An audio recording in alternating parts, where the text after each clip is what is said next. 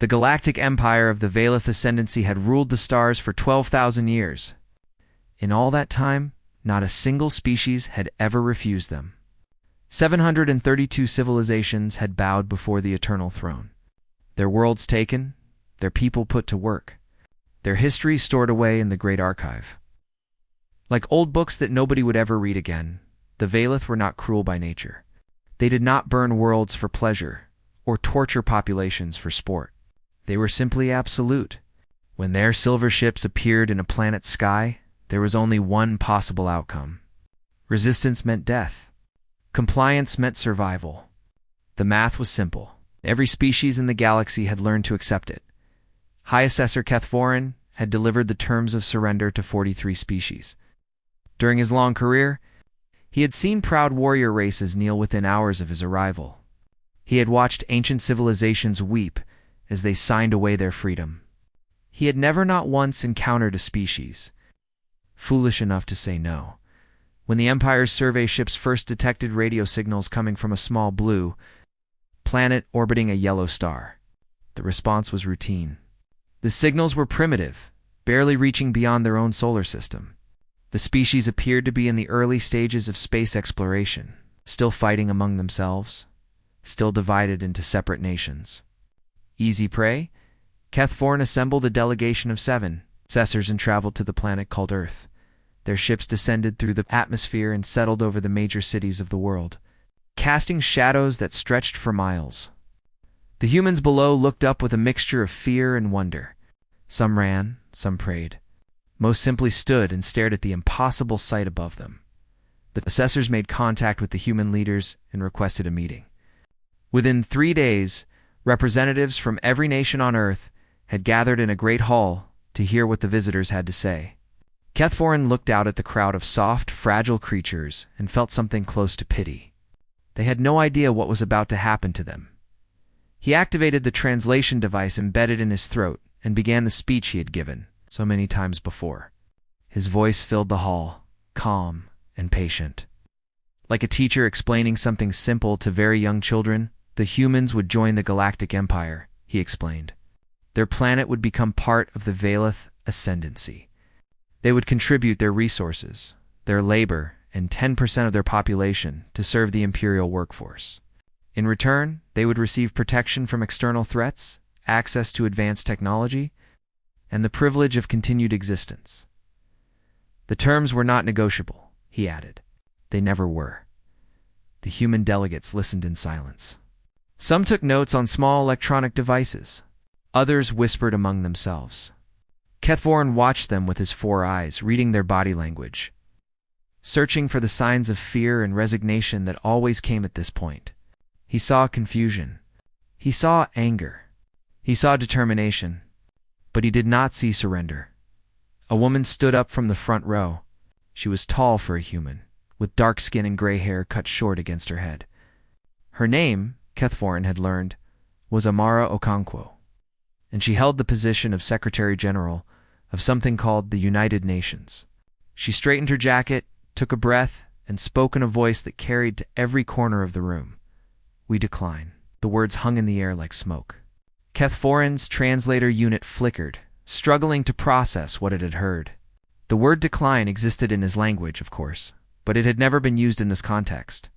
There was no protocol for it, no procedure, no response. "I do not understand," he said slowly. Perhaps the translation was imperfect. "You will comply with the terms of integration. This is not a negotiation," Okonkwo smiled. It was a thin smile, dangerous and sharp. The kind of expression that Kethvorin had never seen on any species facing conquest. It was the smile of someone who knew exactly what she was doing. "We understood you perfectly, High Assessor," she said, "and we decline. Humanity does not kneel. Humanity does not surrender. We bow to no one, not even beings who travel between stars. You may have conquered every species you have ever encountered, but you have never encountered us, and we say no." Silence filled the hall. The other assessors shifted uncomfortably, their silver robes rustling in the quiet. Kethvorin felt something he had not experienced in centuries in certainty. This was not supposed to happen. This had never happened. You do not seem to understand the situation, he said, keeping his voice steady with effort. The Empire commands a fleet of millions of warships. We have ended civilizations older and more powerful than yours with barely any effort. If you refuse our terms, we will return with force. Your cities will burn. Your people will die. Your world will be reduced to ash and memory. Is that what you want? Okonkwo did not flinch. What I want is irrelevant, she said. What matters is what we will accept. And we will not accept slavery. We will not accept the theft of our children. We will not accept becoming servants in an empire we did not choose. If you want Earth, you will have to take it. And I promise you, High Assessor, we will make you pay for every inch of ground in blood. The hall erupted in noise cheers from some delegates. Shouts of protest from others. The buzz of 1,000 conversations happening at once. But through it all, Kethvorin kept his eyes fixed on the human woman who had just done the impossible. She met his gaze without fear, without hesitation, nothing but absolute certainty in her own words. He turned and walked out of the hall without another word. His delegation followed in stunned silence. Within an hour, they were back aboard their ships. Rising through the atmosphere, leaving the blue planet behind in his quarters, Kethvorin composed his report. To the Imperial Core, his fingers trembled slightly as he typed the words that would change everything. First recorded instance of non-compliance in 12,000 years of Imperial history, species designation, human, homeworld, Earth, recommendation, immediate deployment of corrective fleet. Warning, this species may require more force than standard protocols suggest. They appear to be ... different. He sent the message and sat back in his chair, staring out at the stars. Somewhere out there, the machinery of the Empire was already beginning to move. Ships were being assembled. Soldiers were being mobilized. The full weight of the Valeth ascendancy would soon fall upon that small blue world. And yet, for reasons he could not explain, Kethvorin felt a cold knot of worry forming in his stomach. Something about the human woman's smile stayed with him, burned into his memory like a scar. She had not been bluffing. He was certain of that. She had meant every word. For the first time in his very long life, High Assessor Kethvorin wondered if the Empire had finally found something it could not break. Admiral Sathera Elm had commanded the Imperial Corrective Fleet for 300 years. In that time, she had brought 43 species to their knees. She had crushed rebellions before they could begin. She had turned proud civilizations into obedient servants, with nothing more than a show of overwhelming force. She had never failed, not once. Because failure was simply not possible when you commanded 400 warships against a species that had barely learned to leave its own atmosphere. When she received orders to pacify the human homeworld, she expected the campaign to last 6 days at most. Her tactical officers agreed. The humans had no fleet worth mentioning, no planetary shields, no weapons capable of scratching Imperial hull plating. They were primitives with delusions of importance. The only question was how quickly they would surrender once they saw what real power looked like. 3 months after the assessors departed Earth, Admiral Velm's fleet emerged from faster-than-light travel at the edge of the human solar system. 400 warships arranged in perfect formation, their hulls gleaming silver against the blackness of space, their weapons powered and ready. It was a sight that had brought entire civilizations to tears. The humans did not cry. They did not surrender. They did not even seem surprised. In the 90 days since the assessor's visit, humanity had transformed itself in ways that defied every behavioral model the Empire possessed. The fractured nations of Earth had unified under a single banner called the Earth Defense Coalition. Factories that once produced consumer goods now churned out weapons and ships. Scientists who had spent their careers competing against each other now worked together in laboratories hidden deep underground. And ordinary people, teachers, farmers, office workers, grandparents had volunteered by the millions to defend their world, Admiral. Veln's first target was the ring of defense platforms that the humans had somehow constructed around their planet and its large moon. Her tactical officers assured her that these primitive stations would fall within hours. They were wrong. The first wave of Imperial fighters swept toward the nearest platform, expecting easy kills. Instead, they flew directly into a cloud of debris, mines, and automated weapons that tore through their formations like knives through paper. The platform itself exploded moments later, but it took 12 fighters with it to end. The humans aboard had triggered the detonation. Themselves, Villain watched the tactical display with growing unease. They destroyed their own station, she said. With their own people still inside? Yes, Admiral, her chief tactical officer confirmed. His voice carried an emotion that sounded almost like fear. The crew of 37 remained aboard specifically to ensure the trap worked. They knew they would not survive. It was the first of many such sacrifices. Over the next 18 days, the Imperial fleet pushed deeper into the human solar system.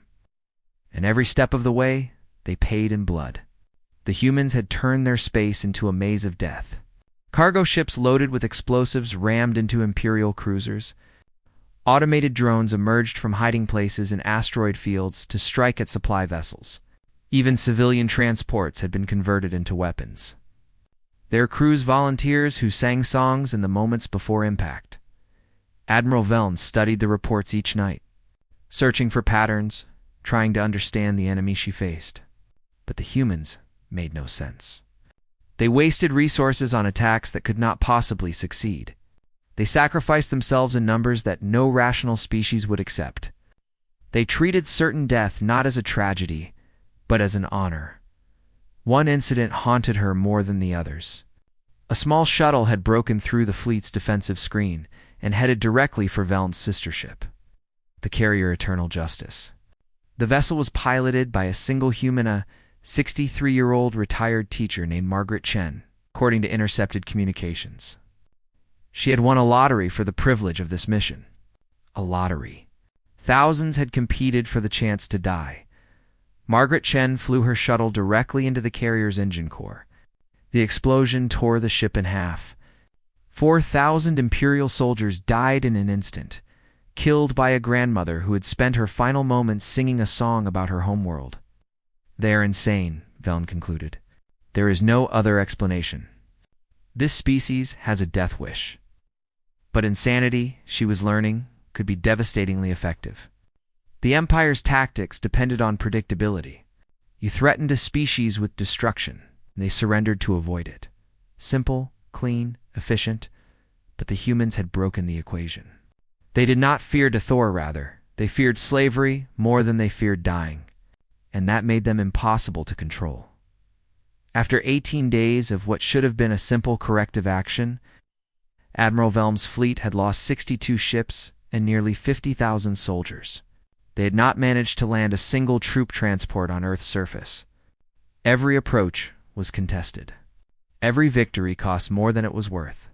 The humans were losing too. Of course, their casualties were far higher than the Empire's. But they did not seem to care. For every defender who fell, 2 more stepped forward to take their place. Velnay stood alone on the observation deck of her flagship, staring at the blue planet that had caused her so much trouble. It was such a small world, such a fragile-looking thing, with its swirling white clouds and blue oceans. How could something so weak cause so much pain? She thought about the reports she had read, the analyses from Imperial scientists trying to explain the humans. They were not stronger than other species. They were not smarter. They did not have special powers or advanced technology. What they had, the scientists concluded, was something far more dangerous: the absolute refusal to accept defeat. Humans, the report said, had spent their entire history fighting against impossible odds. They had overthrown tyrants. They had survived disasters that should have ended their civilization. They had clawed their way up from caves to the stars through sheer stubborn determination. And they had done it all while fighting each other, a species so competitive, so aggressive, so unwilling to submit that they could not even unite among themselves, until a greater threat appeared. Now that threat had arrived, and humanity had found something it had never truly achieved before: unity. Every nation, every culture, every individual was now focused on a single goal: Survival, freedom, victory, or death. Admiral. Velen made a decision that she had never made before in her 3 centuries of service. She composed a message to the Imperial Corps requesting reinforcements. Corrective action proceeding slower than anticipated, she wrote, choosing her words carefully. Human resistance exceeds all projections. Recommend deployment of secondary fleet to ensure timely resolution. This species is unlike anything we have encountered. They may require the full attention of the Empire to subdue. She sent the message and returned to her vigil at the window. Somewhere down there, on that small blue world, millions of humans were preparing for the next assault. They knew they were outmatched. They knew they could not win. Not really. Not against the full power of the Valeth Ascendancy. But they were going to fight anyway. Every last one of them, and Admiral Sithara Velen, for the first time in her long career, wondered if winning this war might cost the Empire more than it could afford to pay. News traveled at the speed of light through the Galactic Empire, but rumors traveled even faster. On the agricultural world of Thessenfor, a species called the Morithic worked in the nutrient processing plants that fed 100 Imperial worlds. They were gentle creatures, the Morithic large and slow-moving, with 6 limbs and skin the color of wet stone. They had been conquered 900 years ago, and in all that time, they had never caused the Empire a moment of trouble. They worked their 18-hour shifts without complaint. They ate their small rations without protest. They watched their children taken away for Imperial service without raising a single hand in resistance. But now, in the dim corners of their processing plants, the Morithic were whispering. A worker named Grell had heard it first from a passing Imperial supply officer who had been drinking too much and talking too freely. Somewhere in the galaxy, a species had refused to surrender. Not just refused, they were fighting back. They were winning battles. They were making the Empire bleed, Grell told his shift partner, who told her children, who told their teachers, who told other workers in other plants. Within a week, every Morithic on Thessenfor knew the story of the humans. They spoke the word in secret, testing its shape in their mouths like a strange new food. Humans, the species that said no. Is it true? A young Morithic asked Grell one night, after the overseers had gone to sleep. Can you really refuse the Empire? Grell did not know how to answer. For 900 years, his people had believed that resistance was impossible. The belief had been beaten into them, generation after generation, until it felt as natural as breathing. But if the humans could fight back? I do not know, he said finally, but I would like to find out. Similar conversations were happening across the galaxy. On the prison moons of the Carthon system, inmates from a dozen species heard the stories from newly arrived prisoners. The guards tried to suppress the information, but it spread anyway, passed in whispers during work details. Scratched into cell walls in codes that only the prisoners understood. On the factory world of Nexer Prime, the insectoid Chitrania species famous for their absolute obedience experienced something that had not happened in 4,000 years of servitude. A worker stopped working. She simply put down her tools and stood still, refusing to move. When the overseers demanded an explanation, she said nothing. She just stood there, her compound eyes staring at something far away, something that might have been hope. Within hours, 1,000 other Chitrani had done the same thing. Within days, the number had grown to millions. Empress Valeth, the 17th, watched these developments from her throne world with growing alarm. She was ancient beyond human understanding, kept alive by technologies that had been old when the first stars were young. In her 12,000 years of rule, she had seen empires rise and fall, species evolve and die out, stars explode and new worlds form from their ashes. She had seen everything, but she had never seen this. The humans themselves were not the threat now, really. They were a small species on a small world, and even if they somehow managed to defeat Admiral Velen's fleet, they lacked the resources to threaten the Empire directly. But the idea of them was spreading like a disease, infecting the minds of subject species who had been obedient for centuries. The Empress summoned her Council of Eternals, the 12 advisors who had guided the Empire since its founding. They gathered in the great chamber beneath the palace. their ancient bodies supported by machines that kept them alive long past their natural span. "The humans must be destroyed," said Counselor Mithras, the eldest of them all, "completely and utterly. We must make an example so terrible that no species will ever dare to remember their name." "That is no longer possible," said Counselor Yathvara, her voice soft but certain. "The story has already spread too far. If we destroy the humans now, we make them martyrs. And martyrs are far more dangerous than rebels. They cannot be killed because they are already dead. They become symbols. They become ideas. And ideas, as we are learning, are very difficult to destroy." The Empress listened to her advisors argue back and forth, their voices rising and falling like waves against a shore. She understood both positions. Mithras was right that the humans needed to be eliminated before they could inspire further rebellion. But Yathvara was also right that killing them might only make things worse. It was, she realized, a problem that had no good solution. The Empire had been built on a single foundation, the unshakable belief that resistance was futile. The humans had cracked that foundation, and every moment they continued to exist, every battle they survived, the cracks spread wider. Meanwhile, on Earth, General Elena Vasquez stood in the command center of the Defense Coalition, studying a holographic display of the solar system. The Imperial reinforcement fleet was on its way, 2,000 ships, 5 times the size of the original force. Against them, humanity had perhaps 40 functional vessels, and a population that was already exhausted from months of constant warfare. By any rational calculation, they'd already lost. The reinforcements would arrive, overwhelm their defenses, and reduce Earth to rubble. It was only a matter of time, but Vasquez had never been very good at accepting defeat.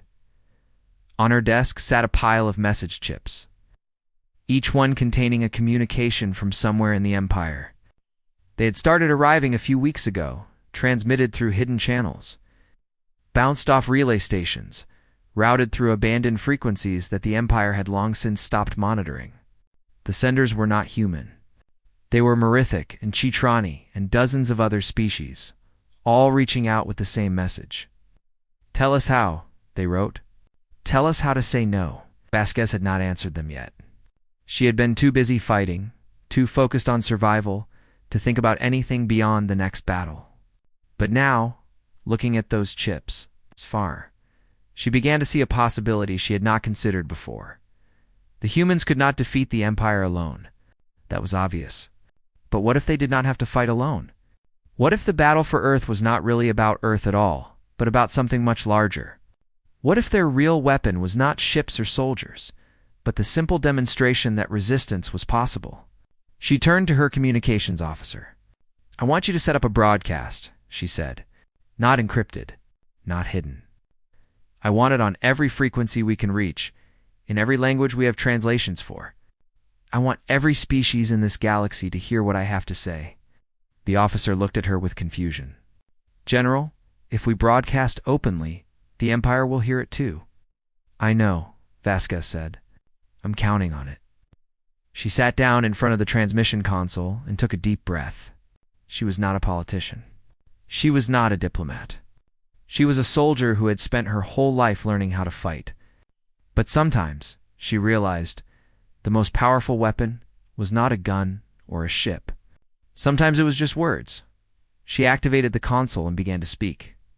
"My name is Elena Vasquez.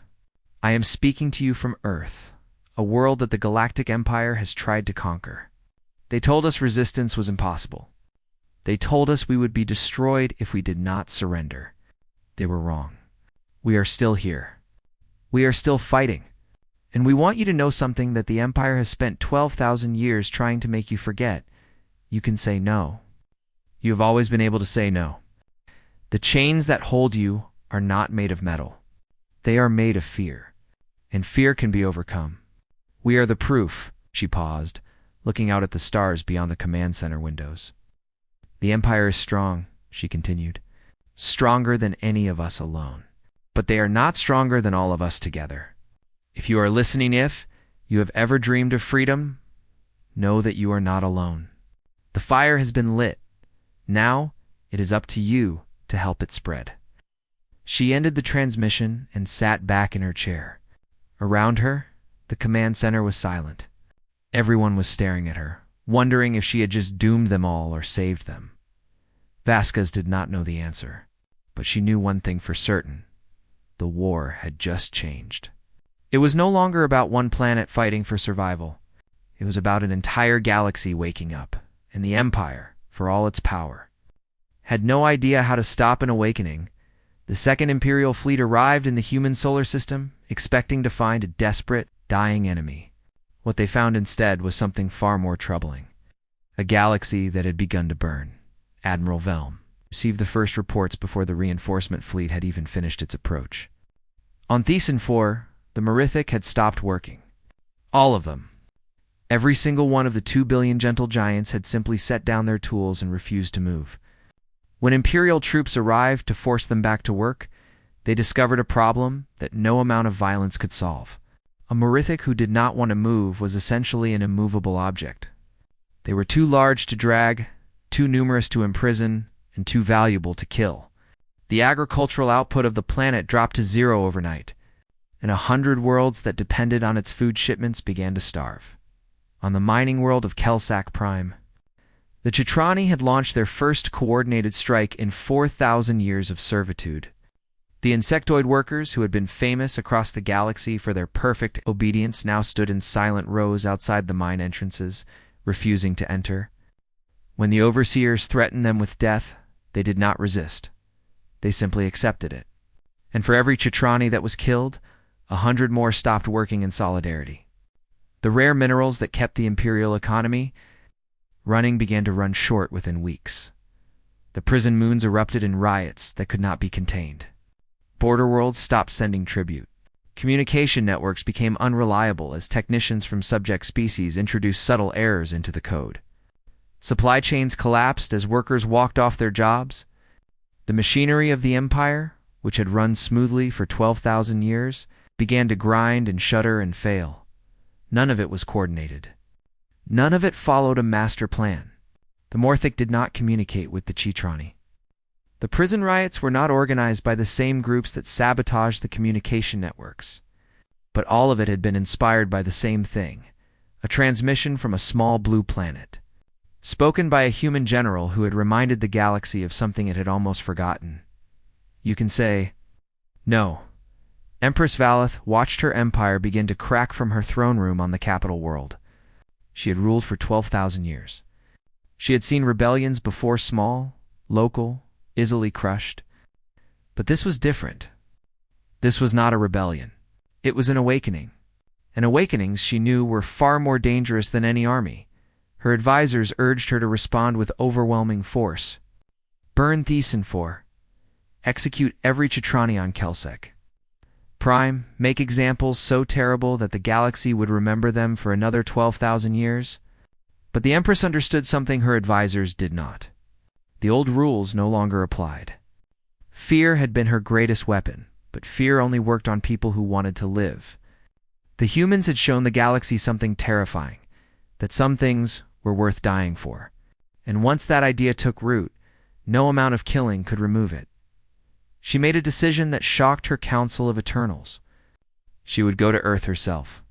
Not to conquer the time, for that had passed. Not to negotiate. The Empire did not negotiate with lesser species, but to understand. She needed to see these humans with her own eyes, to speak with them directly, to learn what made them different from every other species the Empire had ever encountered. Her personal Vesela. Sleek golden craft that had not left the capital. World in 3,000 years launched. From the palace spaceport and set course for the human solar system. When she arrived, she transmitted a signal that no human had ever received before, a request for parley under the ancient laws of war. General Vasquez received the transmission in her command center. She read it 3 times before she believed it. The immortal ruler of the galaxy's greatest empire wanted to talk. It could be a trap, her intelligence officer warned. She could be trying to get close enough to destroy us personally. Vasquez considered this. It was possible. The Empress had lived for 12,000 years by being ruthless and clever. But there was something in the tone of the message that felt different.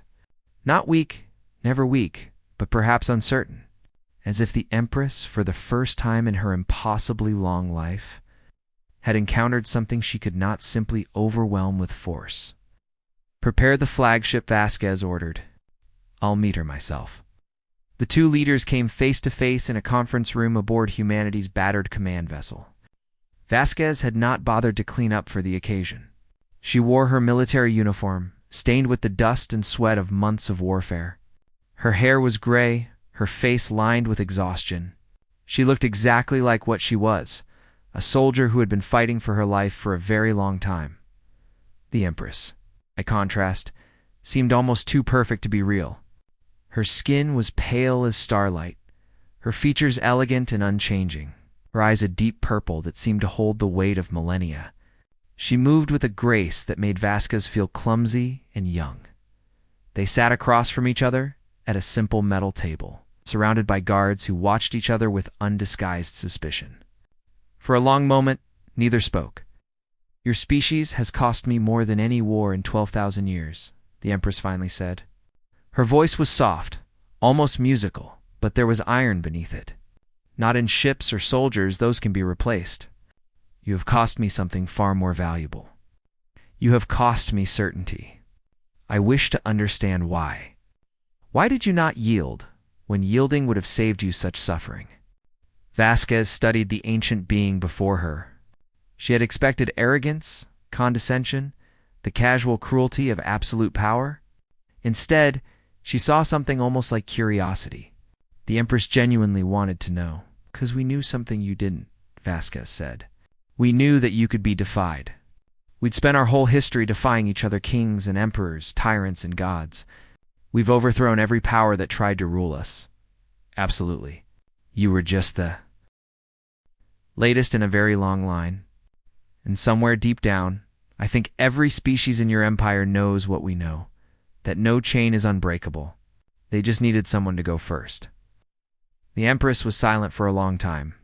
Her purple eyes studied Vasquez with an intensity that made the human uncomfortable, as if she was being examined down to her very soul. "You believe that freedom is worth any price," the Empress said slowly. "Even death. Even the death of your entire species." "Yes. Why?" Vasquez thought about the question. It deserved a real answer. Because a life without freedom isn't really a life at all. It's just existence. We'd rather burn bright for a moment than fade away forever in the dark. That probably seems insane to someone who has lived for 12,000 years. But it's who we are. It's who we've always been. The Empress rose from her chair and walked to the window of the conference room. Outside, the stars burned cold and eternal against the blackness of space. She had watched those stars for longer than most civilizations had existed. She had seen them born and die, watched empires rise and fall around them, witnessed the endless cycle of conquest and collapse that seemed to define intelligent life. "I have ruled for 12,000 years, she said quietly. "I have brought order to a galaxy that would otherwise tear itself apart. I have prevented wars that would have destroyed whole species. I have preserved knowledge and culture that would otherwise have been lost forever. And yet, in all that time, not a single species has ever looked at me and seen anything other than a tyrant. I thought that was because they were too small to understand, too limited to see the bigger picture. But perhaps the problem was not with them. Perhaps the problem was with me." She turned back to face Vasquez. "What do you want, General? Not for yourself, for your species, for the galaxy? If you could have anything, what would it be?" Vasquez did not hesitate. "Freedom. For everyone. Not just humans, every species in your empire. The right to make our own choices, even if those choices are wrong. The right to fail on our own terms instead of succeeding on someone else's." The Empress nodded slowly. "You ask for the one thing I cannot give. If I release my hold on the galaxy, it will fall into chaos. Wars will erupt. Species will destroy each other. Everything I have built over 12,000 years will collapse. Maybe," Vasquez said, "or maybe it won't. Maybe free people will surprise you. They usually do." The Empress was silent again, weighing the general's words against 12,000 years of experience. Everything she knew told her that Vasquez was wrong. That freedom was a luxury that civilizations could not afford. That order required control, and control required submission. But everything she knew had also told her that no species would ever defy the Empire. And yet here she stood, aboard a human ship, talking to a human soldier who had done exactly that. Perhaps, she thought, it was time to learn something new. 6 months after the Empress's visit to Earth, the galaxy had become unrecognizable. The Valeth ascendancy still existed, but it was no longer an empire in any meaningful sense. The Empress had returned to her throne world and done something that no ruler in 12,000 years had ever done. She had let go. Not all at once, the galaxy was too fragile for sudden change, but gradually, deliberately. She had begun to loosen the chains that had held 732 species in servitude. The process was messy. Some worlds celebrated their newfound freedom with joy and gratitude. Others descended into conflict as old grudges, suppressed for centuries, bubbled back to the surface. A few species, so broken by generations of submission that they had forgotten how to govern themselves, begged the Empire to take them back. The Empress refused. Freedom, she had learned, meant nothing if it was not earned. Earth became something it had never expected to be, a symbol of hope for an entire galaxy. Delegations arrived from across the starships carrying diplomats, refugees, merchants, scholars, all eager to see the world that had started a revolution. They walked through human cities and marveled at how ordinary everything seemed. They had expected monuments and temples, great statues, celebrating humanity's victory. Instead, they found coffee shops and parks, schools and hospitals, people going about their daily lives as if they had not just changed the course of galactic history. Secretary General Amara Okonkwo, now serving as humanity's primary ambassador to the new Galactic Council, tried to explain it to them. "We did not fight for glory," she said. "We fought because we had no other choice. And now that the fighting is over, we want to get back to living. That is what freedom means to us, the chance to live ordinary lives without fear." The first assembly of free species gathered on a neutral world called Tethris Major, chosen because it belonged to no one and everyone. Representatives from all 732 civilizations stood together in a hall built specifically for this moment, a vast dome of glass and light that seemed to float among the clouds. Where once these species had knelt before the eternal throne, now they stood as equals. Okonkwo addressed the assembly, her voice carrying to every corner of the enormous space. Billions more watched on screens across the galaxy, holding their breath as the woman who had first said no spoke again. "We did not defeat the Empire," she said. "We never could have, not alone. What we did was much simpler and much more powerful. We reminded you of something that should never have been forgotten, that the powerful are only powerful because the powerless believe they are. The moment enough of us stopped believing, the chains dissolved. They were never made of metal. They were made of fear. And fear, it turns out, is not as strong as hope." She paused, looking out at the sea of faces before hers, so many shapes and colors and forms, so many species that had been strangers to each other for millennia, now standing together for the first time. "The road ahead will not be easy," she continued. "Freedom is not a gift that someone gives you. It is a responsibility that you take for yourself. There will be conflicts. There will be mistakes. There will be moments when we look back at the certainty of the old order and wonder if we made the right choice. But I truly believe that we are capable of building something better. Not perfect. Never perfect. But better. And that is enough." The hall erupted in sound cheers and whistles and calls in languages that no translator could fully capture. For a moment, just a moment, 732 species were united in something that felt almost like joy. General Elena Vasquez watched the ceremony from the back of the hall. Standing alone in her worn military uniform, she had been offered a place of honor on the stage, but she had declined. She was a soldier, not a politician. Her work was done. She thought about the cost. 17 million humans had died in the war for Earth. Whole cities had been reduced to rubble. Families had been torn apart children orphaned, communities destroyed. The scars would take generations to heal. Had it been worth it? A young Morithic approached her, moving with the slow, careful steps of his kind. He was small for his species, barely twice Vasquez's height, and his stone gray. Skin was marked with the patterns that Morithic used to indicate youth. "You are the general," he said. His voice was deep and resonant, like stones grinding together. "The one who sent the message." Vasquez nodded. I wanted to thank you," the Morithic said. "My people were slaves for 900 years. We had forgotten what it meant to be free. We had forgotten that we could say no. Your message reminded us. It gave us courage we did not know we had." Vasquez felt something catch in her throat. "I didn't give you anything," she said. "The courage was always yours. I just reminded you where to find it." The Morithic considered this for a long moment. Then he made a gesture that Vasquez did not recognize, a slow movement of his 6 limbs that seemed to carry great significance. "Among my people, that gesture means debt," he explained. "We believe that when someone gives you a gift you can never repay, you should not try. Instead, you should pass the gift on to others. I am young. I will live for many centuries. And I promise you, General, that I will spend those centuries passing your gift to anyone who needs it. I will tell them about Earth. I will tell them about the humans who said no. And when they are afraid, I will remind them that fear is not as strong as hope." He turned and walked away, disappearing into the crowd of delegates. Vasquez watched him go, wondering how many similar conversations were happening throughout the hall, throughout the galaxy. How many species were making the same promise to themselves to remember, to pass on the lesson, to never again accept the chains of fear. She stepped outside the Great Hall and looked up at the sky of Tethys Major.